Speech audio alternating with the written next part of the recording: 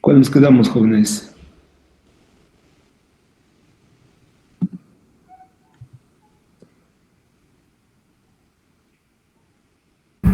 Si no me equivoco, nos quedamos en lo de hipófisis anterior.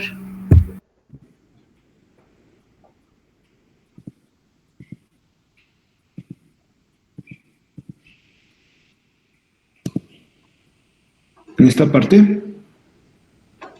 Sí, doctor. Ok, muchas gracias, señorita. Bueno, pues entonces, estábamos mencionando que en la hipófisis anterior hay una serie de células que sintetizan alguna hormona en particular y dependiendo de qué tipo de hormona es la que sinteticen, tienen un nombre ese grupo de células, de tal manera que aquellas que producen las gonadotropinas, llámese en este caso LH y FSH, son los gonadotropos. Las que sintetizan a prolactina se conocen como lactotropos, a la hormona de crecimiento, somatotropos, la estimulante de la tiroides, tirotropos, y la adrenocorticotrópica se conocen como corticotropos. Ya saben que la parte anterior de la hipófisis se conecta con el hipotálamo, proveniente de la circulación porta que existe entre precisamente el hipotálamo y la hipófisis anterior. ¿Vale? Entonces, esa es la conexión y ese es el tipo de células que tienen la glándula hipófisis anterior. También, bueno, conocemos que existe la parte posterior o neurohipófisis por su origen, ¿verdad?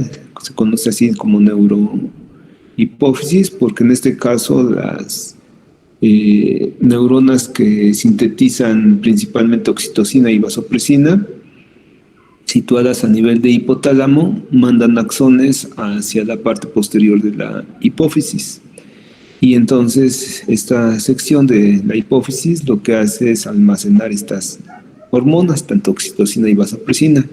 Y ya posteriormente esas hormonas son enviadas al torrente sanguíneo. Entonces aquí hay dos formas de conexión entre hipotálamo y glándula hipófisis. La anterior a través de vasos sanguíneos, el sistema porta, y la parte posterior a través de los axones de las neuronas hipotalámicas. ¿De acuerdo? Le habíamos mencionado también que existe una parte intermedia de la hipófisis, pero que en el caso de mamíferos domésticos no tiene mayor importancia. Sí es importante para algunas otras especies, algunos vertebrados, dado que le da coloración especial. Entonces era importante, sí, para a lo mejor algunas especies, no sé, como iguanas o alguna especie en particular donde haya cambio importante de la coloración derivado de la intervención de esta parte de la hipófisis a través de los melanocitos, ¿no? Entonces le da una coloración especial a la piel o al pelaje. Pero bueno, en mamíferos domésticos no existe cambio en coloración tan importante como en las otras. Entonces, para nosotros de mayor importancia solamente la parte anterior y la parte posterior de la glándula hipófisis. En este sentido, bueno, ya nosotros hemos estado hablando de forma reiterada sobre la secreción de LH y FSH. Ya conocemos que LH es la hormona luteinizante y FSH es la folículo estimulante. De igual manera, ya vimos su origen, ¿verdad? Está conformada por dos unidades que corresponden a la parte proteínica de la misma hormona.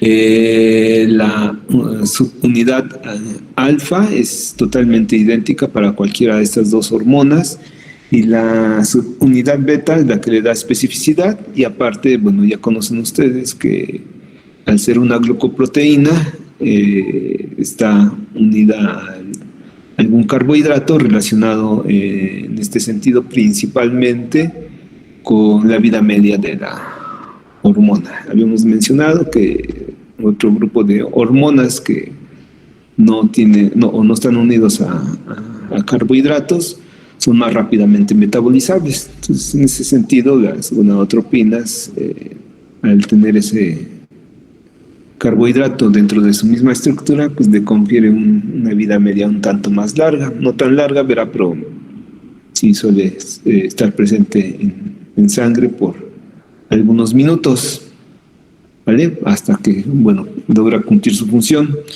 De igual manera, ya habíamos visto que tanto FSH como LH van a tener un patrón de secreción tónico o constante y un patrón de secreción cíclico. Este mismo patrón de secreción, tanto para el macho como para la hembra, habíamos mencionado que se establece a algunos días posterior al nacimiento. Entonces, alrededor del nacimiento se establece el patrón de secreción tónico constante y también el cíclico, dependiendo. Si es hembra, ya saben que es ambos, el tónico o constante más el cíclico. Si es el macho, únicamente se establece el patrón de secreción tónico o constante.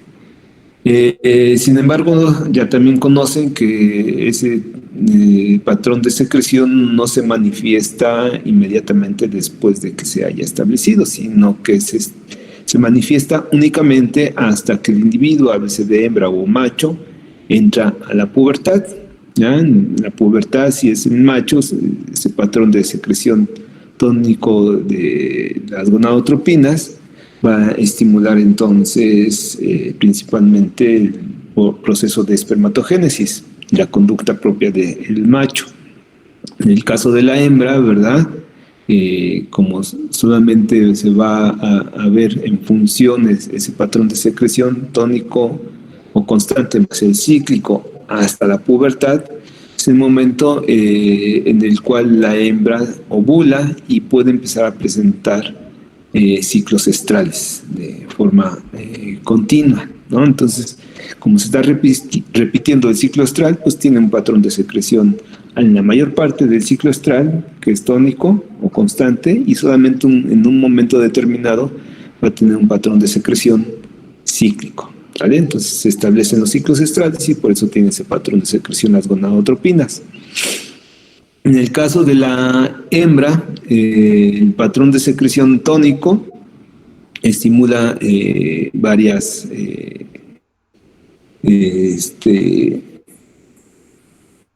cosas a nivel del ovario. Principalmente va a estimular el crecimiento folicular, ¿verdad? Nosotros conocemos que el crecimiento folicular,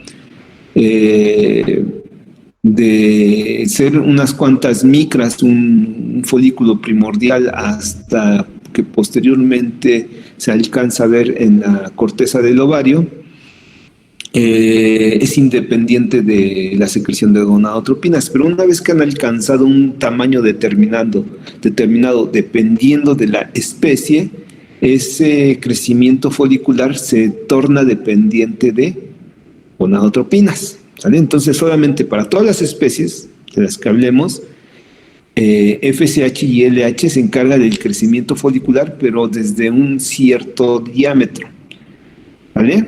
Que va a ser distinto en cada especie. Por ejemplo, para el caso de los bovinos, para el caso de la vaca concretamente, se conoce que los folículos ováricos van a ser dependientes de gonadotropinas a partir de que tienen estos 4 milímetros de diámetro. Antes de los 4 milímetros de diámetro, el crecimiento folicular es independiente de gonadotropinas. Entonces, que quede claro, jóvenes.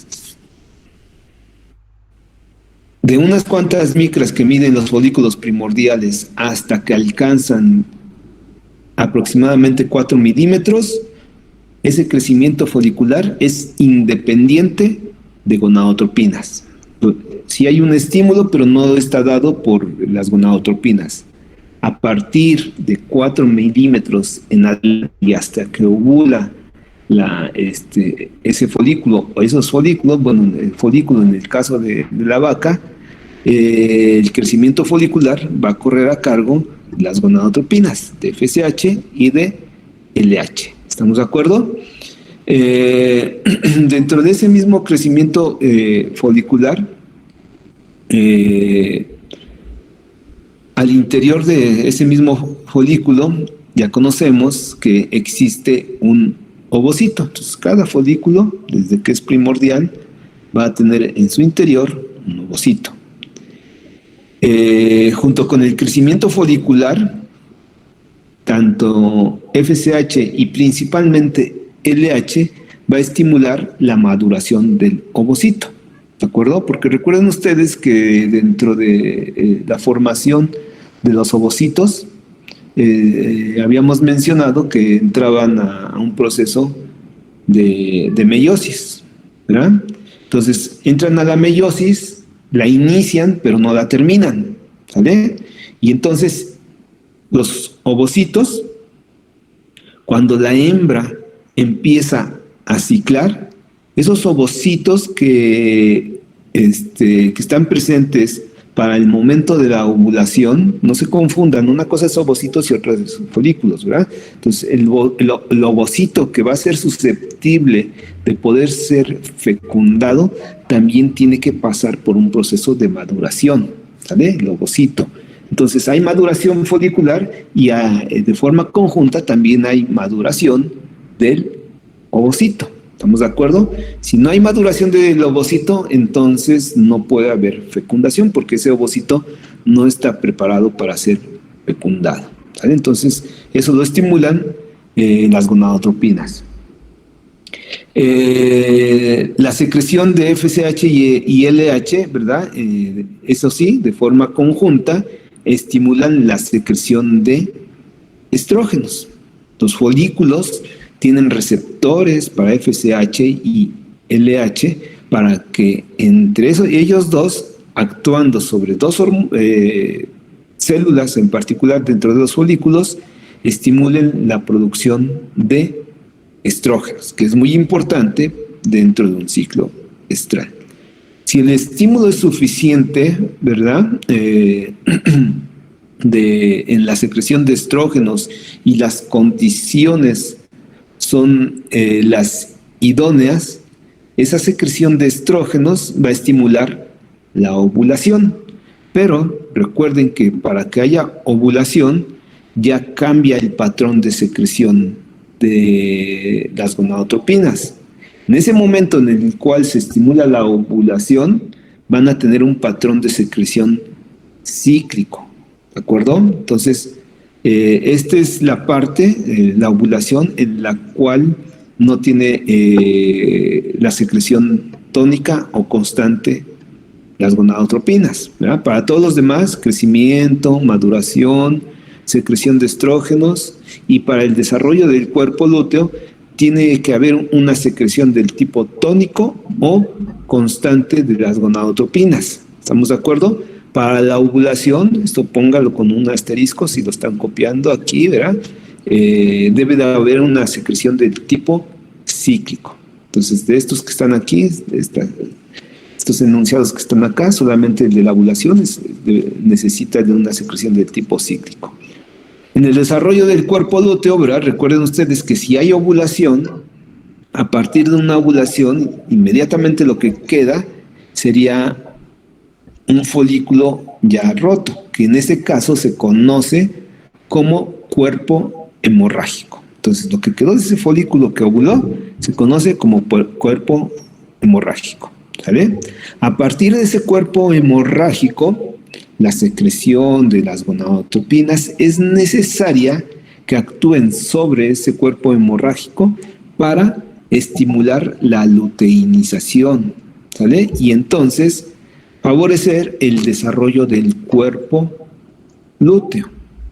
El cuerpo lúteo ya también conocemos que sintetiza principalmente progesterona, ¿vale? De entre algunas otras hormonas, principalmente dentro de un ciclo estral, ese cuerpo lúteo se va a encargar de la secreción de progesterona, ¿vale? Entonces, todos estas funciones o estímulos van a estar dados por la secreción del tipo tónica, exceptuando la ovulación, que ya les mencioné que la misma es estimulada por el patrón de secreción cíclico de las gonadotropinas. ¿Estamos de acuerdo? ¿Hasta ahí se va entendiendo esta parte?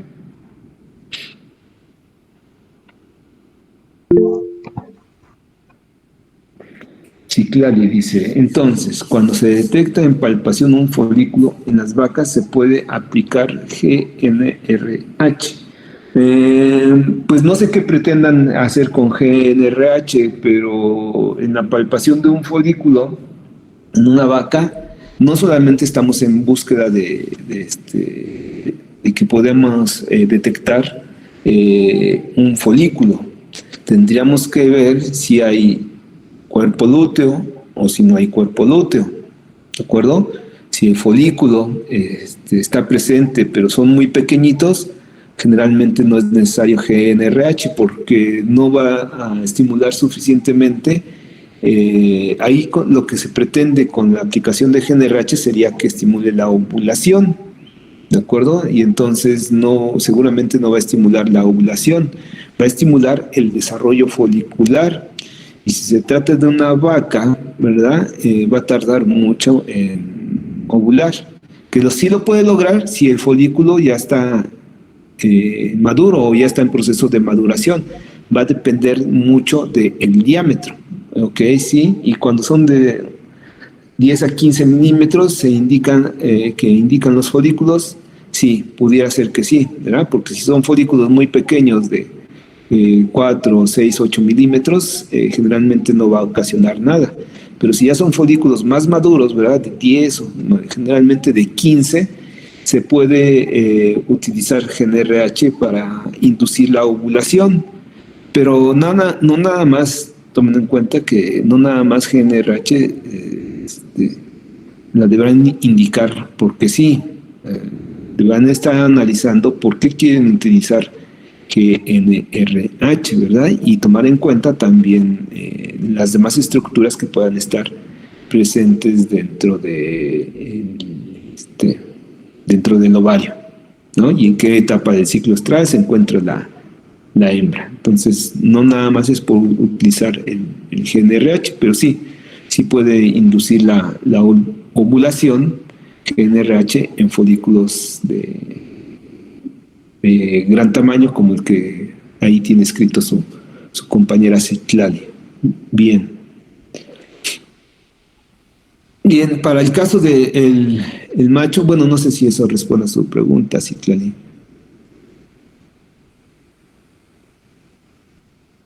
Para el caso del macho, ya habíamos mencionado que sobre él se establece el patrón de secreción tónico o constante pocos días después del nacimiento y se manifiesta solamente hasta que entra a la pubertad, ese patrón de secreción de gonadotropinas. También hay que tomar en cuenta, jóvenes, señoritas, que tanto FSH como LH para el macho y para la hembra se van a estar secretando desde que nace el individuo, ¿sabes? Siempre hay secreción.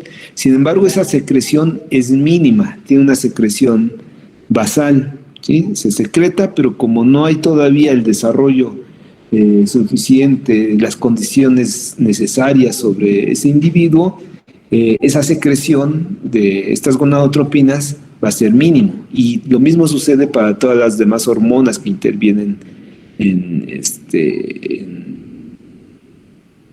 el ciclo estral o en la maduración de los individuos, ¿verdad? Sí va a haber testosterona, sí va a haber testosterona. ¿Va a haber progesterona? Sí. ¿Va a haber estradiol? Sí. ¿Va a haber FSH, LH? Sí. ¿Va a haber GNRH? También, sí va a haber.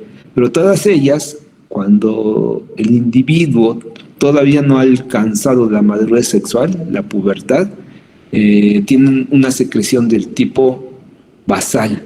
Lo más bajo que pueda haber de esas hormonas va a existir, ¿de acuerdo?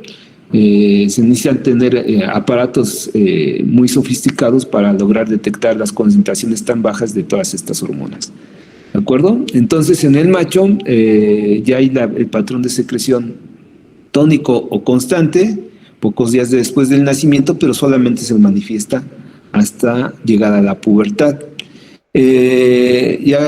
Para el caso del macho, la FSH estimula principalmente a las células germinales. Recuerden ustedes que, bueno, tanto estimula a las células germinales como también estimula a las células de Sertoli, porque recuerden que ustedes que las células de Sertoli son las que le dan sustento a las células germinales, ¿sale? Entonces, ellas les dan sustento y las células germinales pueden empezar con el proceso de espermatogénesis, ¿sale?